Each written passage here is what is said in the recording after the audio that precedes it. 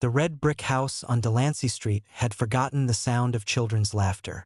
For 20 years, Israel and Rachel Blum had lived in a silence so complete it seemed to seep into the very walls, settling like dust on the unused cradle that still sat in the back bedroom, covered by a faded quilt Rachel's mother had sewn before the war. Israel Blum was a man carved from quiet suffering.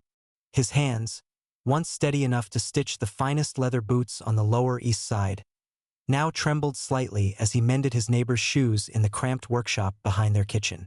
The sewing machine that had once hummed with prosperity now wheezed like an old man climbing stairs. At 63, Israel's beard had turned white as winter snow, but his eyes still held the deep brown warmth that had first captured Rachel's heart 40 years ago in the old country. Rachel moved through their small home like a ghost tending to a shrine. She dusted furniture that never accumulated dust, cooked meals for two that often went half-eaten, and maintained routines that had long since lost their meaning. The nursery door remained closed.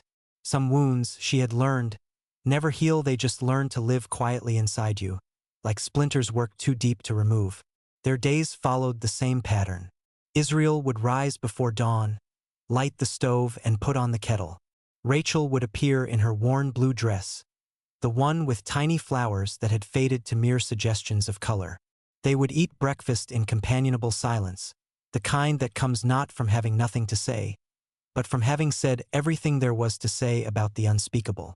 Outside their window, the trolley would clatter past, carrying other people's children to other people's lives. The evening of November 15, 1924, began like any other. A cold rain drummed against the windows, and the radiator clanked its familiar protest against the approaching winter. Israel sat in his chair by the window, repairing a child's boot so small it fit in his palm. Rachel knitted by the fire, her needles clicking a rhythm that matched the rain. Neither spoke. Words had become precious things to be hoarded, not wasted on the ordinary business of living. Then came the knock. It wasn't the confident rap of a neighbor or the official pound of authority. This was different, tentative, desperate, the kind of knock that comes from small fists that have learned not to expect answers. Israel and Rachel looked at each other across the room, 20 years of shared silence speaking louder than any words could. The knocking came again, softer this time, as if the knockers were losing hope. Israel set down the tiny boot and walked to the door. His hand hesitated on the knob. In 20 years, unexpected visitors had brought only bad news bills, eviction notices, reminders of a world that had moved on without them. But something about this knocking was different, carried no threat, only need. He opened the door. 3 children stood in the yellow light of their doorway, rain dripping from their thin clothes like tears. The oldest, a boy of perhaps 13, held the hand of a girl who couldn't have been more than 8. In the boy's other arm, he cradled a tiny child, barely more than a baby, whose fevered cheeks flushed red against the cold night air. The boy's eyes were old in a young face, the kind of eyes that have seen too much too soon. His clothes were patched and repatched, his shoes held together with string and hope. The little girl beside him wore a dress that might once have been blue, now faded to the color of old sky. Her hair hung in tangles around her face, but her eyes held a spark of defiance that no hardship had managed to extinguish. The baby in the boy's arms burned with fever, her small body shivering despite being wrapped in what looked like a man's coat, far too large for her tiny frame. "Please," the boy said, his voice cracking with exhaustion and fear. "Please, we have nowhere else to go." Part 2. Rachel appeared behind Israel as if summoned by some maternal instinct she thought had died with her daughter 20 years ago. She took one look at the burning child in the boy's arms and stepped forward without hesitation, her hands already reaching out. "Give her to me," she said, her voice firm with purpose she hadn't felt in decades. The boy looked uncertain, his grip tightening protectively around the baby. "Now," Rachel added, but gently. "She's burning with fever." Something in Rachel's voice, the authority of a woman who had once been a mother, convinced him. He carefully transferred the tiny girl into Rachel's arms, and the moment she felt that small, hot body against her chest, something long dormant stirred to life inside her. The baby's head lolled against her shoulder, and Rachel could feel the rapid flutter of her heartbeat, like a bird trapped in a cage. "My name is Jacob," the boy said, his voice barely above a whisper. "This is Ruth," he gestured to the girl beside him. "And this is Miriam." His hand brushed the baby's fevered cheek. "She's been sick for 3 days. We've been walking since Tuesday." "Walking from where?" Israel asked, still standing in the doorway as if this moment might dissolve if he moved too quickly. "The mission house in Harlem," Jacob replied. "It closed down. They ran out of food, ran out of everything. The man who ran it, he just left one morning. Didn't even say goodbye to the little ones." Ruth, who had been silent until now, looked up at Israel with eyes that held far too much knowledge for someone so young. "We heard the Jewish people were kind," she said. "Jacob said maybe you wouldn't turn us away like the others did." Rachel was already moving toward the kitchen, the baby still in her arms. "Israel, get blankets from the chest. And put more wood on the fire." Her voice carried a strength that hadn't been there an hour before. "These children are staying the night." Rachel, Israel began, but she cut him off with a look. "They're staying?" she repeated, and there was no argument in her voice, only certainty. Jacob and Ruth followed her into the kitchen, their bare feet silent on the worn wooden floors. Rachel laid Miriam gently on the old sofa near the stove, then immediately began gathering supplies. Water, clean cloths, the bottle of fever medicine they kept for their own occasional ailments. "When did you last eat?" she asked, not looking up from her ministrations. "Yesterday morning," Jacob replied. "There was some bread at the last house we tried, but the woman said she had nothing for beggars." Rachel's hands stilled for a moment, then continued their work with renewed determination. She dampened a cloth with cool water and placed it on Miriam's forehead, then turned to face the older children. "You're not beggars," she said firmly. "You're children, and children should be fed." She moved with an efficiency born of long-dormant muscle memory, pulling out the heavy pot she used for soup, filling it with water, adding the dried beans she'd been saving. Her hands moved without conscious thought, following patterns established decades ago when she had dreamed of feeding her own children. Israel appeared with an armload of blankets, his movements uncertain. He hadn't been around children since he was a child himself, and these 3 seemed as fragile as spun glass. But when he saw how naturally Rachel moved around them, how her entire bearing had changed from defeated resignation to purposeful action, something shifted in his chest. "There's porridge," Rachel announced, stirring the pot. "And milk if it hasn't soured." She glanced at Ruth, who was standing uncertainly near the table. "Sit, child. Both of you. You look ready to fall over." Jacob helped Ruth into a chair, then sat beside her, but his eyes never left Miriam. "Is she going to be all right?" he asked, and the fear in his voice made him sound like the 13-year-old boy he was, rather than the little adult he'd been forced to become. Rachel looked down at the baby, whose breathing had become somewhat less labored since being brought into the warmth. "She will be," she said with a conviction that surprised herself. "She just needs care, and warmth, and time." The simple word hung in the air between them. Time. Something Israel and Rachel had too much of, something these children had been running out of. As the porridge cooked, filling the kitchen with the homey smell of oats and milk, Rachel found herself humming under her breath. It was the first time Israel had heard her hum in 20 years. Part 3. The first week passed like a fever dream of rediscovered purpose. Rachel, who had moved through her days like a woman underwater for 2 decades, suddenly found herself awake before dawn, her mind already racing with the day's necessities. Miriam's fever broke on the 3rd day, and with it came the sound that had been absent from their home for so long, the bright, clear laughter of a child discovering joy.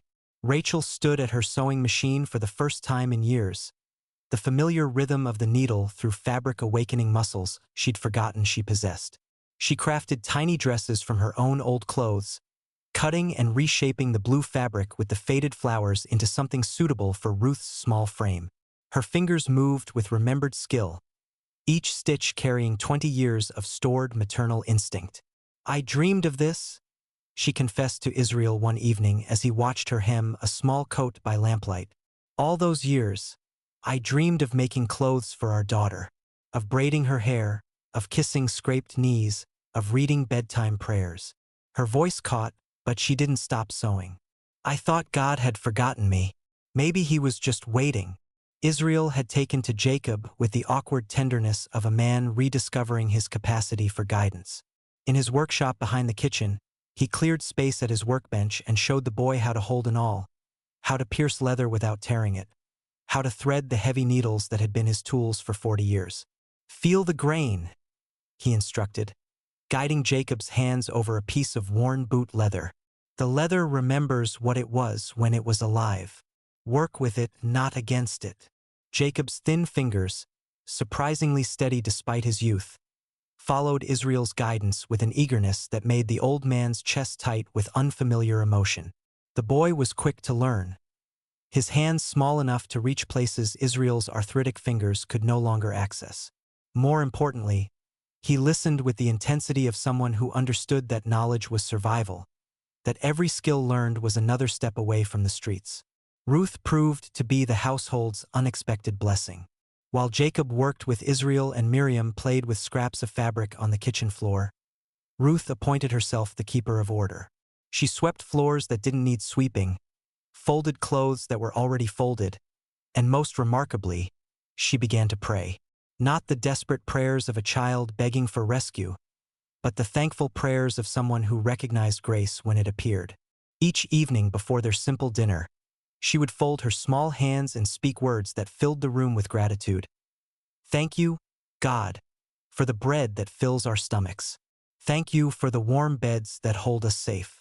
Thank you for Mr. and Mrs. Blum, who didn't turn us away when we had nowhere else to go. The first time she prayed, Rachel had to leave the room, overcome by tears she couldn't explain. These weren't tears of sorrow, but something more complex, an ache of recognition, as if her heart was remembering how to feel joy and finding the sensation almost too much to bear.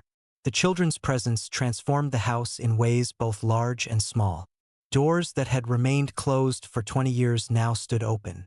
The unused bathroom filled with the sounds of splashing water and giggled protests about soap and eyes. The kitchen, once silent except for the lonely clink of 2 spoons against 2 bowls, now echoed with the pleasant chaos of mealtime conversation.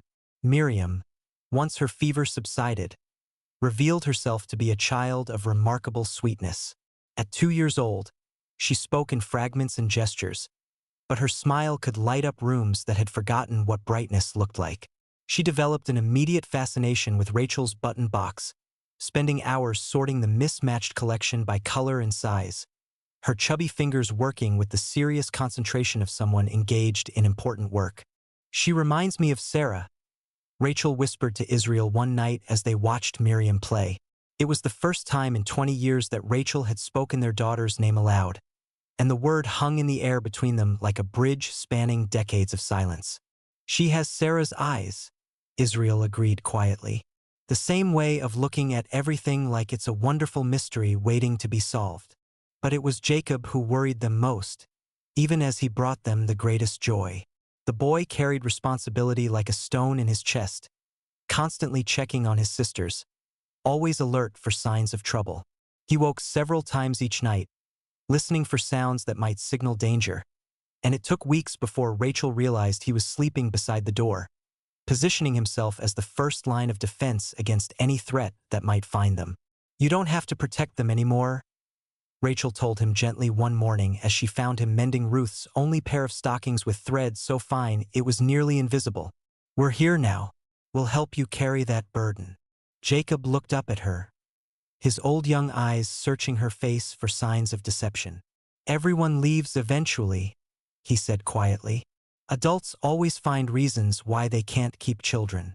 I just want to be ready when it happens.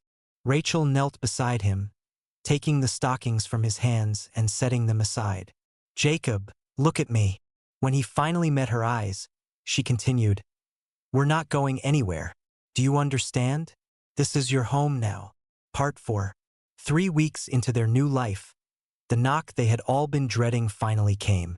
It was different from that first desperate rap on a rain-soaked night. This was the confident, measured knock of authority. Israel opened the door to find a thin man in a dark coat, his face bearing the weary expression of someone who had seen too much human misery and still had reports to file about it. "Mr. Blum? I'm Thomas Connell from the Mission Services Bureau. I understand you've taken in some children from the Harlem facility that recently closed." His voice was professional but not unkind, the tone of a man who had learned to deliver difficult news with as much gentleness as his position allowed. Israel stepped aside to let him enter, his heart hammering against his ribs. Behind him, he could hear Rachel gathering the children, her voice calm but urgent as she ushered them toward the kitchen. Jacob appeared in the doorway, his young face already hardening with the defensive wariness of someone who had learned that official visitors rarely brought good news. "They're well cared for here," Israel said without preamble, his accent thickening with stress as it always did when he felt cornered. "They have food, warm clothes, beds. They're not a burden to anyone." Connell nodded, pulling out a small notebook and a pencil worn down to a stub. "I can see that, Mr. Blum. But you understand there are procedures. The children were placed in state care for a reason, and when an institution closes, we need to account for all the children who were residing there." He looked around the small but spotless living room, taking in the mended furniture, the carefully tended plants on the windowsill, the obvious signs of a home where people cared about their surroundings. "What kind of procedures?" Rachel asked, appearing with Miriam balanced on her hip. The little girl had grown rosy-cheeked and bright-eyed in the weeks since her fever broke, and she clung to Rachel with the easy affection of a child who had learned to trust again. Connell's expression softened slightly as he looked at the domestic scene before him. "Well, there would need to be a formal application for guardianship, background checks, home visits, interviews. The process can take several months, and there's no guarantee of approval." He paused, clearly uncomfortable with what he had to say next. In the meantime, the children would need to be placed in temporary state care. The silence that followed was deafening. Jacob stepped forward, his thin shoulders squared with determination that broke Rachel's heart. "We won't go back," he said quietly. "We can't. Ruth has nightmares about that place, and Miriam was dying when we left. If you try to take us, we'll just run again." "Son," Connell began, but Jacob cut him off. "We're not your son. We're not anybody's son, or daughter, or anything else. We're just trying to survive, and these people," he gestured toward Israel and Rachel, "they're the first adults who've ever treated us like we matter. You want to break that up because of paperwork?" Ruth emerged from behind Rachel's skirts, her small hand finding Jacob's. "Please don't make us leave," she whispered. "We've been good. We help with chores, and we don't eat too much, and we're quiet when the grown-ups are sleeping." Connell looked down at his notebook, then back at the family assembled before him. Israel could see the conflict playing out across the man's features, the tension between duty and conscience that came with a job that required him to sometimes separate children from the only kindness they had known. "Mr. Blum," Connell said finally, "I have to ask, are you prepared to take on full legal responsibility for these children? Not just temporarily, but permanently? Because once you start this process, there's no going back. They'll be your children in the eyes of the law, with all the obligations that entails." Israel looked at Rachel, who nodded almost imperceptibly. He thought of Jacob's eager face as he learned to work leather, of Ruth's grateful prayers, of Miriam's delighted giggles as she played with her buttons. He thought of 20 years of silence, of meals for two that often went half-eaten, of a house that had forgotten how to be a home. "I didn't take them in for a night," he said, his voice growing stronger with each word. "I took them because they needed a family, and we needed to be a family again. Yes, Mr. Connell, we're prepared. We choose them, and we hope they choose us." Connell made a note in his book, then looked up with something that might have been a smile. "All right then, I'll file the preliminary paperwork, but I have to warn you the process isn't easy. There will be questions about your age, your financial situation, your ability to provide for 3 children. And there are other interested parties." "What kind of other parties?" Rachel asked, her grip tightening on Miriam. "Well," Connell hesitated, "there's been some interest from religious organizations, Groups that specialize in placing children from mixed backgrounds into more, shall we say, structured environments. They sometimes challenge guardianship applications, especially when the prospective parents are, he paused diplomatically. Jewish, Israel finished flatly. I didn't say that, Connell replied, but his expression confirmed what Israel had suspected. After Connell left, the house felt different. The easy rhythm they had established over the past 3 weeks was broken, replaced by a tension that manifested in small ways. Jacob went back to sleeping by the door. Ruth's prayers took on a desperate edge. Miriam, sensing the adult's anxiety, became clingy and fretful. That night, as Rachel tucked the children into their beds, Ruth looked up at her with worried eyes. "Are we really going to stay?" she asked. Rachel smoothed the girl's hair back from her face, marveling at how soft it had become with regular washing and proper food. "We're going to try very hard to make sure you do," she said honestly. "But Ruth, even if the worst happens, even if they make you leave, you need to remember something important." "What?" "You're not the same children who knocked on our door 3 weeks ago. You know now that there are adults who will care for you, who will fight for you. You know what it feels like to be wanted. Nobody can ever take that knowledge away from you." Part 5. The nightmares began 2 days after Connell's visit. Ruth, who had been sleeping peacefully for weeks, started waking up screaming in the small hours of the morning. Rachel would rush to her bedside to find the girl sitting bolt upright, her face wet with tears, calling out for someone named Mary. "She was my sister," Ruth finally explained one night as Rachel held her close, waiting for the trembling to stop. "She was only 5. At the mission house, she got sick, and they said they would take her to the hospital, but they never brought her back. I kept asking, but they said I should pray for her soul and not ask questions." Rachel's heart broke a little more with each word. She stroked Ruth's hair and whispered the Hebrew lullabies her own mother had sung to her, words of comfort that transcended language and spoke directly to the wounded places in a child's heart. Jacob, meanwhile, had grown increasingly watchful. He would stand at the window for long periods, studying the street below as if memorizing the face of every passerby. When Rachel asked him about it, he simply said, "I need to know who belongs here and who doesn't. People have been asking questions about us." "What kind of people? What kind of questions?" Mrs. Kowalski from the corner store said a man in a nice coat was asking if she knew anything about the Jewish family who had taken in some children. He said he was from the church, that he was concerned about our spiritual welfare. Jacob's voice carried a bitter edge that no 13-year-old should possess. Mrs. Kowalski told him it was none of his business, but he said he'd be back.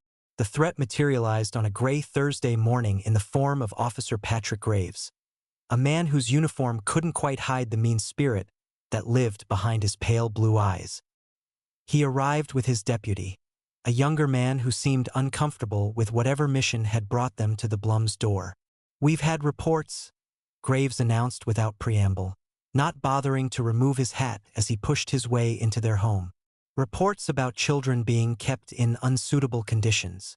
Israel stepped forward, his spine straight despite his 63 years. "What reports? From whom?" Graves ignored the question, his gaze sweeping over the small but immaculate home. Rachel had been baking bread that morning, and the warm smell filled the air along with the sounds of Miriam playing with her buttons on the kitchen floor.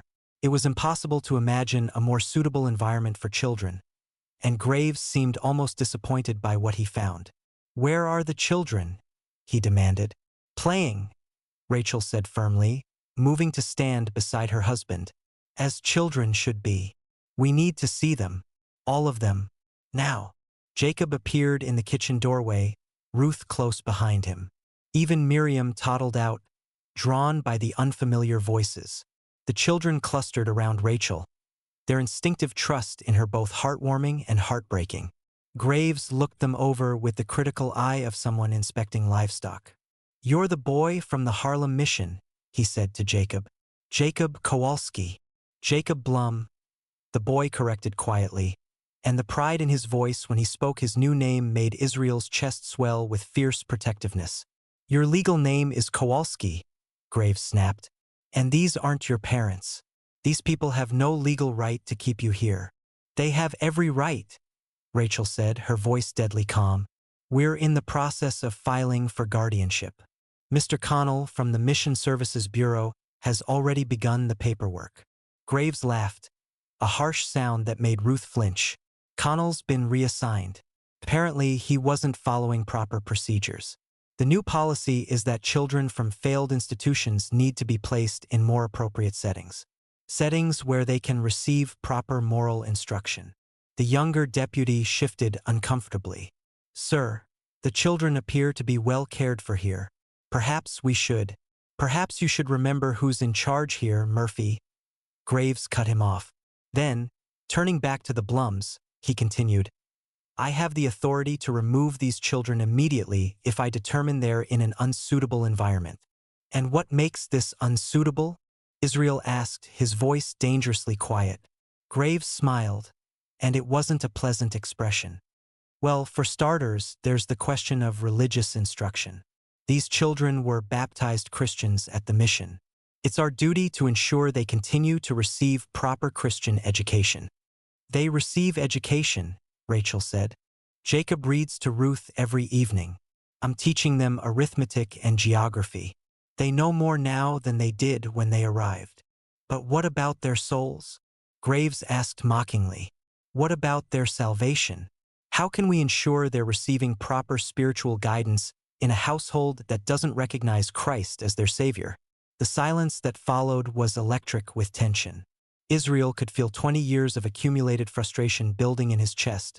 All the times he'd bitten his tongue, all the insults he'd swallowed, all the quiet dignity he'd maintained in the face of prejudice and hatred.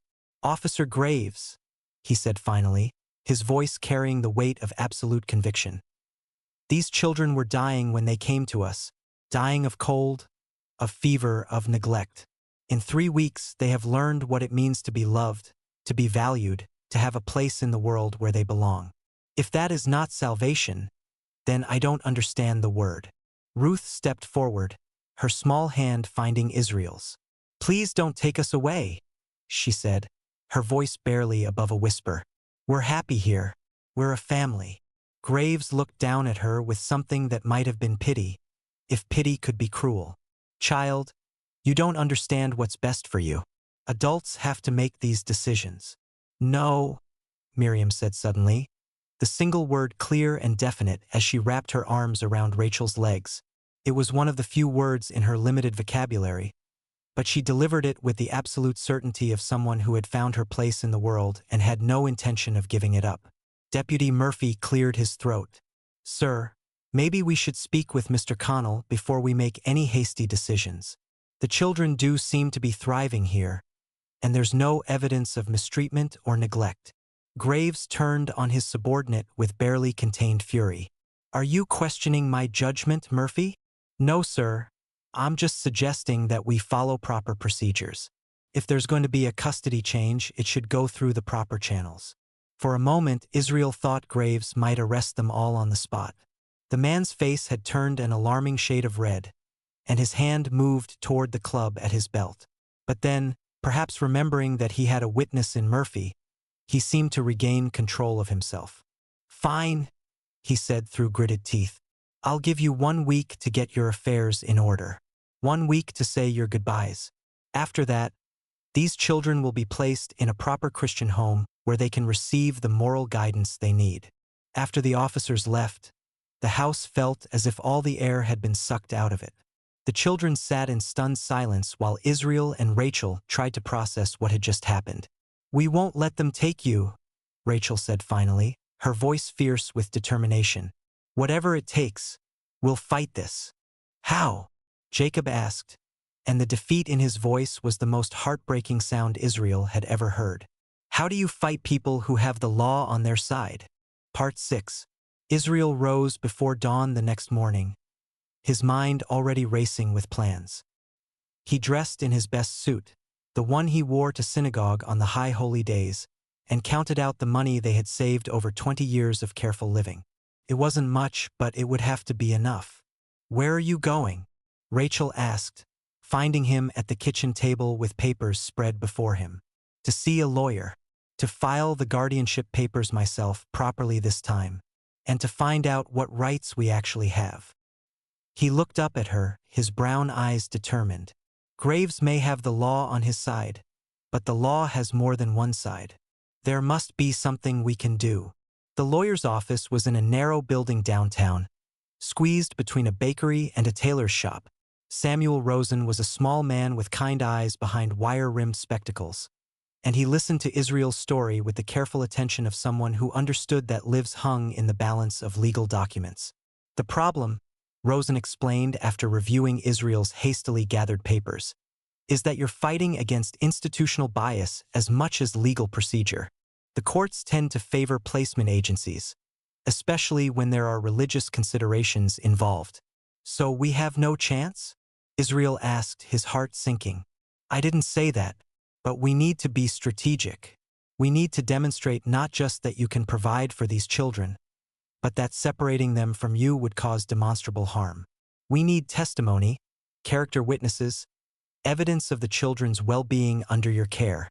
Israel spent the morning filing papers and gathering the required documentation. Birth certificates, medical records, proof of residence, financial statements. The bureaucratic machinery of adoption moved slowly, grinding through forms and fees with institutional indifference to the human lives it affected. By afternoon, he was exhausted but hopeful. Rosen had agreed to take their case, and there was a path forward, however narrow. But when Israel returned home, he found chaos waiting for him. Rachel met him at the door, her face pale with worry. "There's another girl," she said without preamble. "She came about an hour ago, half dead with exhaustion. She says she knows Jacob from before." In the kitchen, Israel found a girl of perhaps 15. Thin as a rail and shaking despite the blanket wrapped around her shoulders. Her dark hair hung in tangled ropes around a face that might have been pretty if it hadn't been marked by fear and exhaustion. Jacob sat beside her, holding her hand and speaking in low, urgent tones. "This is Anna," Jacob said as Israel approached. "She was at the mission house with us, but she got moved to a different place after it closed. She escaped." Anna looked up at Israel with eyes that held too much knowledge for someone so young. "Please," she whispered, her voice hoarse from crying. "Please don't send me back. I can't go back there." "Back where?" Israel asked, settling into a chair across from her. "The righteous path home for wayward girls," Anna said, and the words seemed to physically pain her. "That's what they call it, but it's not a home. It's a prison. Run by a man named Weiser who says he's saving our souls, but he's not. He's destroying them." Rachel appeared with a bowl of soup, setting it gently in front of Anna. "Eat first," she said kindly. "Then tell us what happened." Anna's hands shook as she lifted the spoon, but she managed to eat several spoonfuls before continuing. "After the mission closed, they separated all the children. The boys went one place, the little ones another. The older girls, they sent us to Weiser's place in Queens. He said we were fallen women who needed to be reformed through prayer and hard work." "What kind of hard work?" Israel asked, though he was beginning to suspect he didn't want to know the answer. "Laundry, mostly. 16 hours a day, 7 days a week. We washed clothes for half the city, and Weiser kept all the money. Said it was payment for our food and lodging." Anna paused to eat more soup, her appetite returning as she felt safer. "But that wasn't the worst part." Jacob's hand tightened on hers. "Tell them about the nights," he said quietly. Anna's face went white. "He would come around after lights out. Said he was checking on our spiritual progress. But he wasn't checking on our souls. He was—" She stopped, unable to continue. Rachel and Israel exchanged a look of understanding and horror. They didn't need her to spell out what Weiser had been doing during his nighttime visits. "I tried to tell one of the other supervisors," Anna continued, "but she said I was lying, that I was trying to cause trouble because I didn't want to work. So I waited until yesterday, when they sent me to deliver laundry to a house downtown. I saw my chance and ran." "How did you find us?" Rachel asked. "I remember Jacob talking about the nice Jewish couple who might take us in if things got bad. I asked around the neighborhood until someone pointed me to your house." Anna looked around the warm kitchen, taking in the signs of domestic happiness, the children's drawings stuck to the icebox, the smell of fresh bread, the obvious love that permeated every corner. Is it true? Are you really going to adopt them? We're trying, Israel said honestly. But it's complicated. There are people who don't want us to have them. Anna nodded grimly. Wiser. I heard him talking to some official types before I escaped. He's got connections, people who help him find new girls when the old ones get too old or too troublesome. He mentioned something about retrieving some children who had been improperly placed with non-Christian families. The blood drained from Israel's face. He knows about us? I think so. And if he's coming for Jacob and Ruth and Miriam, he'll want me too. I'm supposed to be his property until I turn 18. That evening, as the children slept, Israel and Rachel sat at their kitchen table making plans they had never imagined they would need to make. Anna's arrival had changed everything, turning their fight for custody into something far more dangerous.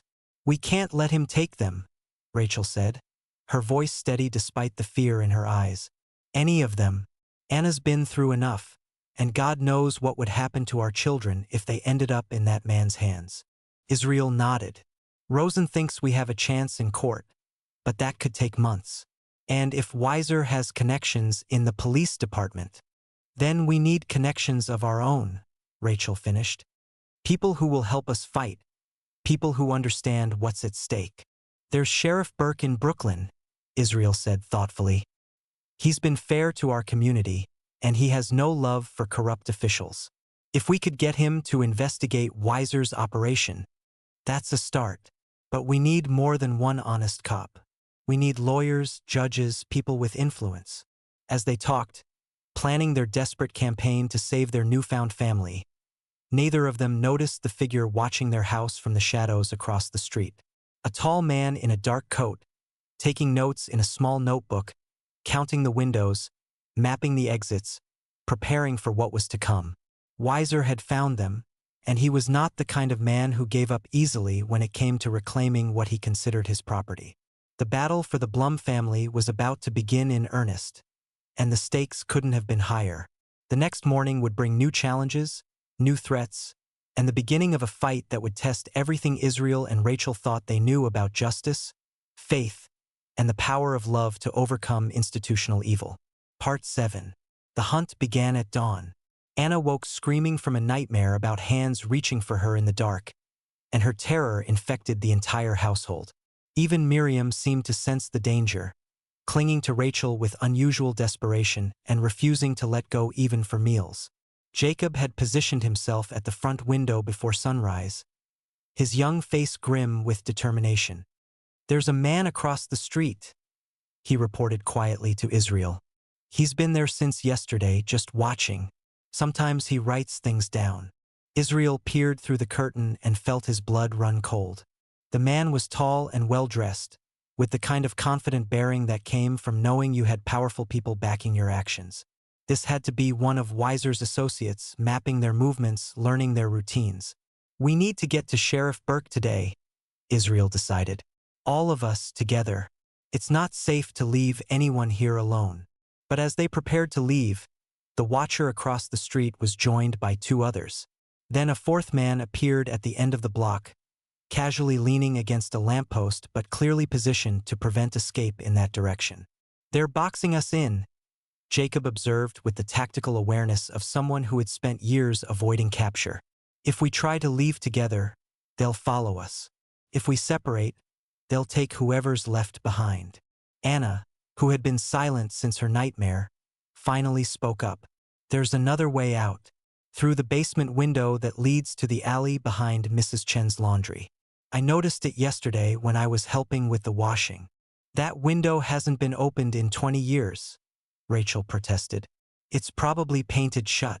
Then we'll have to unpaint it, Jacob said grimly, because staying here isn't an option. Anna's right, they're going to try to take us, probably tonight when they think we're asleep. They spent the morning in preparation, working quietly so as not to alert the watchers outside. Israel and Jacob forced open the basement window while Rachel packed essential documents and what little money they had into a small satchel. Anna helped Ruth understand what was happening without terrifying her. explaining it as a game they had to play to stay together. But as afternoon wore on, their situation grew more desperate. More men appeared on the street, some in uniform, others in civilian clothes. It was clear that Weiser had called in favors, assembling a force large enough to ensure that the Blum family had no escape. "There are 8 of them now," Jacob reported from his post at the window. "And I think I saw Officer Graves talking to the man in the dark coat. They're planning something." As if summoned by his words, there came a sharp rap at the front door. Not the desperate knock of children seeking shelter, but the demanding pound of authority that expected immediate compliance. "This is Officer Graves.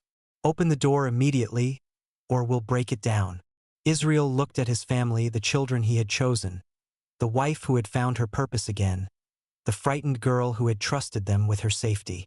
In that moment, he made a decision that would have seemed impossible just 2 months earlier. "Go," he whispered urgently. "All of you through the basement. Get to Sheriff Burke's office in Brooklyn. Tell him everything." "We're not leaving you," Rachel protested. But Israel was already moving toward the front door. "Yes, you are. I'll hold them here as long as I can. Jacob, you're the man of the family now. Protect your sisters." The pounding at the door grew more insistent, and they could hear voices discussing the best way to break in. Jacob grabbed the documents and money, then helped boost Anna through the basement window. Ruth went next, then Miriam, passed carefully from Rachel's arms into Jacob's waiting hands. "I love you," Rachel whispered to Israel as she prepared to follow the children. "I love you too. Now go. Make sure our children have a future." As Rachel disappeared through the window, Israel walked calmly to the front door and opened it. Graves stood there with 5 other men, all wearing the expressions of people who had expected to find resistance and were pleasantly surprised by compliance. "Where are they?" Graves demanded, pushing past Israel into the house. "Where are who?" Israel asked mildly, as the men began searching the small rooms. "Don't play games with me, old man. The children, all 4 of them. We know they're here." "I'm afraid you're mistaken, officer. There are no children here." Graves backhanded him casually, sending Israel stumbling against the wall. "Search every room," he ordered his men. "Check the closets, under the beds, everywhere they might be hiding." While the search continued, Israel sat in his chair by the window and watched the alley behind the house. He saw no movement, no sign that his family had been discovered. Good. They had at least a few minutes head start. "Sir," one of the searchers called from the basement, "there's an open window down here.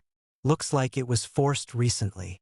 Graves cursed colorfully and grabbed Israel by the shirt. "Where did they go? When did they leave?" "I have no idea what you're talking about," Israel replied calmly, despite the pain in his jaw where Graves had struck him. This time the blow was harder, splitting his lip and sending him to the floor. "You're harboring fugitives, old man. That's a serious crime. You could go to prison for years." "Then I suppose you'd better arrest me," Israel said, wiping blood from his mouth. But before Graves could respond, one of his men appeared in the doorway. "Sir, we've got a problem. There's a reporter outside, asking questions about why we're raiding a family home. Says he got a tip about police harassment of Jewish families." Graves went pale. The last thing he needed was publicity, especially the kind that might draw attention to his connections with Weiser and the corrupt network that supported him. "Get rid of him," he ordered. "Can't, sir. He's got a photographer with him. They've already taken pictures of us coming out of the house." Meanwhile, across the city, Jacob was leading his family through the maze of Brooklyn's back streets, using every trick he had learned during his years of survival. He kept them moving in small groups, never all together, always watching for signs of pursuit. Anna proved to be an invaluable guide, her desperate flight from Weiser's institution having taught her how to move unseen through the urban landscape. She knew which alleys were safe, which buildings had unlocked doors for emergency shelters, which shopkeepers could be trusted to look the other way. "There," she said finally, pointing to a solid brick building with sheriff's department carved into the stone lintel. "That's where we need to go." But as they approached the building, Jacob spotted something that made his blood run cold. Parked outside the sheriff's office was a familiar black car, the same one he had seen outside their house that morning. "They're here too," he whispered to Rachel. "They've got people everywhere." Rachel looked at the building that represented their only hope for official help, then at the children who depended on her for protection. The trap was closing around them, but she wasn't ready to give up. "Then we don't go through the front door," she said with quiet determination. "Anna, you said you knew other ways in and out of buildings. Show us." As the sun began to set over Brooklyn, casting long shadows that provided perfect cover for desperate families, the real chase was about to begin. Jacob, despite his youth, was about to prove that sometimes the hunted could become the hunters, and that a 13-year-old boy with everything to lose could be more dangerous than any adult who underestimated him. Part 8. Anna led them through a network of service tunnels that connected the older buildings in downtown Brooklyn, passages originally designed for steam pipes and electrical systems, but now serving as highways for those who needed to move unseen. The tunnels were dark, cramped, and filled with the sounds of the city above grinding pipes, muffled footsteps, the distant rumble of the elevated train. "I learned about these when I was running errands for Weiser," Anna explained as they crawled through a particularly narrow section. "He never knew I was mapping escape routes every time he sent me out. I always knew I'd need them someday." They emerged in the basement of a building 3 blocks from the sheriff's office, covered in dust and cobwebs but undetected. Through a grimy window, Jacob could see the black car still parked outside the sheriff's department, its occupants clearly settled in for a long wait. "They think we're going to walk right into their trap," he murmured, his young mind already working on a plan. "Maybe we should give them what they expect." Rachel looked at him sharply. "Jacob, what are you thinking?" "I'm thinking that while they're watching for all of us to come through the front door, they won't be expecting one person to come from behind."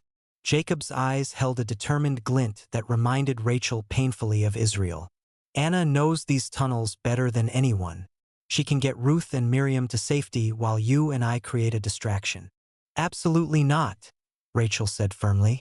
"I'm not using children as bait." "We're not bait," Jacob corrected. "We're hunters, and sometimes the best way to catch a predator is to make him think he's caught his prey." Anna understood immediately. The old ventilation shaft behind the train station. It connects to the basement of the sheriff's building. "I could get the little ones in there while Jacob draws the watchers away from the front." "And then what?" Rachel demanded. "Even if we reach Sheriff Burke, what makes you think he'll believe us? What makes you think he's not working with them?" "Because," a new voice said from the shadows, "Sheriff Burke has been looking for evidence against Weiser for months, and you've just provided him with the best witnesses he could ask for."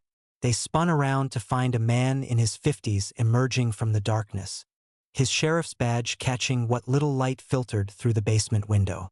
Thomas Burke was a solid man with graying hair and eyes that had seen enough corruption to recognize honesty when he found it. "How did you," Rachel began. "Find you? I've been tracking Weiser's people all day. When I saw them staking out my office, I figured someone was trying to reach me who they didn't want me to talk to." Burke's expression was grim. "I've been building a case against that bastard for 2 years, but he's got connections that reach all the way to the state capitol. I needed witnesses, people brave enough to testify about what really goes on in his institutions." Anna stepped forward, her chin raised despite her fear. "I'll testify. I'll tell them everything." "So will we," Jacob added, speaking for his sisters. "But first we need to get Israel. They arrested him to give themselves time to find us." Burke nodded. "That was the plan. Graves is holding him on trumped-up charges, probably hoping to use him as leverage to force you to surrender. But Graves made a mistake. He got too eager, too public. There are reporters asking questions now, and that's the last thing his network wants." The sheriff led them through a different set of tunnels, ones that connected directly to the basement of the jail where Israel was being held. As they moved through the underground darkness, Burke explained what they were walking into. "Weiser's got at least a dozen men in the city tonight, all looking for you. But he's also got a problem. The reporter who showed up at your house has friends, and they're all asking uncomfortable questions about why the police are harassing Jewish families who take in orphan children. The story's going to hit the morning papers whether Weiser likes it or not. They emerged in the basement of the city jail, where Burke led them up a back staircase to the cells. They found Israel in a small holding cell, his face bruised but his spirit unbroken. When he saw his family, his eyes filled with tears of relief. "I knew you'd find a way," he whispered as Burke unlocked the cell door. "I knew you wouldn't abandon each other." "We're family," Ruth said simply, and in those two words was everything that mattered. But their reunion was interrupted by the sound of shouting from the front of the building. Through the windows, they could see torches being lit in the street, and the angry voices of a crowd that had been deliberately stirred up. "Weiser's people," Burke said grimly. "They're trying to force a confrontation, probably hoping things will get violent enough that they can claim they were just trying to restore order." Jacob moved to the window and studied the crowd below. Most of them looked like hired muscle, but there were others angry, confused people who had been told that dangerous criminals were being harbored in the jail. Weiser had turned their rescue into a siege. "There's another way out," Anna said suddenly. "The old tunnel that runs from here to the courthouse. If we can reach the courthouse, there are judges there who might help us." "At this hour?" Rachel asked. "Judge Morrison works late," Burke said thoughtfully. "He's been trying to clean up the corruption in the family courts for years. If anyone would listen to your story and act on it immediately, it would be him." As they prepared to make their final dash for freedom, Jacob took one last look at the angry crowd below. Somewhere in that mob was Weiser, the man who had turned children into property and used the law as a weapon against the innocent. But for the first time since this ordeal began, Jacob felt something other than fear. He felt the quiet confidence that came from knowing he was fighting for something worth dying for. "Let's go home," he said, taking Miriam's hand in his. "Let's go tell a judge why families like ours deserve to exist." The final battle for the Blum family was about to begin, fought not with weapons but with words, not with violence but with the simple, revolutionary idea that love could triumph over institutional hatred. In the tunnels beneath Brooklyn, a 13-year-old boy was about to help save not just his own family, but the principle that families could be chosen as well as born. Part 9. The courthouse tunnel was older than the others, built during the city's early days when corruption ran so deep that honest officials needed secret ways to conduct business without interference. Water dripped from ancient stones, and their footsteps echoed in the darkness like whispered prayers.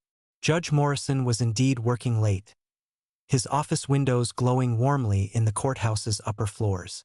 Burke led them through the basement and up a service staircase, past sleeping janitors and empty courtrooms where justice waited for morning.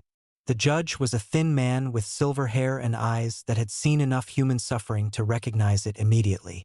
When Burke knocked on his door and ushered in the bedraggled family, Morrison set down his pen and gave them his complete attention. "Sheriff Burke, this is highly irregular," he began, but Burke cut him off. "Your Honor, these people need emergency protection. There's a corrupt network trying to separate this family and return these children to an abusive situation. I have sworn testimony about systematic abuse at the Righteous Path Institution." Anna stepped forward, her voice steady despite her exhaustion. "Your Honor, my name is Anna Kowalski. I escaped from Weiser's institution 3 days ago. I can tell you about the girls who didn't escape, about the things he did to us in the name of moral instruction." For the next 20 minutes, Anna spoke with the clear, devastating honesty of someone who had nothing left to lose. She described the endless labor, the inadequate food, the nighttime visits that left girls broken and ashamed. Judge Morrison's face grew grimmer with each revelation. When Anna finished, Ruth stepped forward. "Your Honor, I'm 8 years old. Before we came to Mr. and Mrs. Blum, I thought all adults hurt children. They taught me that families are supposed to love each other, protect each other. Please don't make us go back to people who think children are things to be owned." Even little Miriam seemed to understand the gravity of the moment. She walked to Judge Morrison's desk and placed her small hand on his arm. "Papa Israel," she said clearly, pointing to Israel. "Mama Rachel." She pointed to Rachel. It was one of her longest sentences, and it contained everything that mattered. Judge Morrison looked at the family before him, the elderly couple who had found purpose in protecting children, the teenage girl who had survived horrors no child should face, the boy who had learned to be strong for his sisters, the little ones who had learned to trust again. Then he picked up his pen. "I'm issuing an emergency custody order," he announced. "Mr. and Mrs. Blum, you are hereby granted temporary guardianship of Jacob, Ruth, and Miriam, pending a full hearing. Miss Kowalski, you are placed in protective custody under the same order. Sheriff Burke, I want warrants issued for Weiser and anyone connected to his operation." But before Burke could respond, the courthouse doors burst open. Weiser himself strode in, flanked by Officer Graves and several other men. He was younger than Israel had expected, perhaps 40, with the kind of clean-cut appearance that made people trust him instinctively. Only his eyes betrayed him, cold, calculating, utterly without compassion. "Your Honor," Weiser said smoothly, "I'm afraid there's been a terrible misunderstanding. These children are in my legal custody, and this family is harboring them illegally. The girl has clearly been coached to make false accusations." "Is that so?" Judge Morrison replied mildly. "And you are?" "Reverend Marcus Weiser, director of the Righteous Path Foundation. We specialize in reforming troubled youth and finding them proper Christian homes. These children were placed in our care by the state after being abandoned by their biological families." Anna stepped closer to Rachel, her body remembering the fear that Weiser's presence always brought. But Rachel's arm around her shoulders was steady, and Jacob moved to stand protectively beside them. "Reverend Weiser," Judge Morrison said, "I've just heard some very serious allegations about your institution. Would you care to respond to charges of child labor, inadequate care, and physical abuse?" Weiser's smooth facade never wavered. "Your Honor, troubled children often make wild accusations when they don't want to accept discipline. This girl has a history of defiant behavior and dishonesty. As for the others, they've clearly been influenced by people with their own agenda." "What agenda would that be?" the judge asked. Weiser's eyes flicked to Israel and Rachel, and for just a moment, his mask slipped. "These people are not Christians, Your Honor. They cannot provide proper moral guidance for children who have already been baptized into the faith. It's a question of religious freedom, the children's right to be raised in accordance with their established beliefs." "I see," Judge Morrison said quietly. "And what established beliefs would those be?" Because according to the records Sheriff Burke provided, these children had no religious affiliation before entering state care. They were simply orphan children in need of homes. The courtroom fell silent except for the scratching of the judge's pen as he wrote. Finally, he looked up and spoke with the quiet authority of someone who had seen enough injustice to recognize it immediately. "Mr. Weiser, you are under arrest pending investigation of the charges against your institution. Officer Graves, you are suspended from duty pending a review of your conduct in this matter. Sheriff Burke, please escort these gentlemen from my courtroom." But Weiser wasn't finished. As Burke moved to arrest him, he turned to the Blum family with undisguised hatred. "This isn't over," he said quietly. "There are others like me, others who understand what's really at stake here. You may have won tonight, but you'll never be safe." Jacob stepped forward, no longer a frightened child but a young man who had learned that sometimes you had to stand up to bullies regardless of the consequences. "Maybe not," he said calmly, "but we'll be together. And that's what families do, they protect each other, no matter what." As Weiser was led away in handcuffs, Judge Morrison turned back to the family that had fought so hard to stay together. "This custody order is temporary," he reminded them. "There will be a full hearing in 30 days. But I want you to know that in 40 years on the bench, I've rarely seen a family that belongs together more than you do." 6 months later, the adoption was finalized in a small ceremony in Judge Morrison's chambers.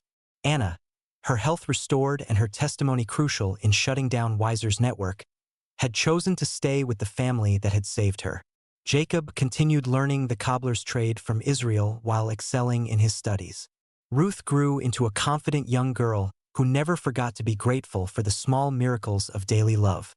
And Miriam, now 3, called Israel and Rachel Papa and Mama, with the absolute certainty of a child who had never known anything but unconditional acceptance. The red brick house on Delancey Street was no longer silent. It rang with laughter, with arguments, with the beautiful chaos of a large family learning to live together. 20 years of silence had ended, replaced by the joyful noise of chosen love, proving that sometimes the families we create are stronger than the ones we're born into.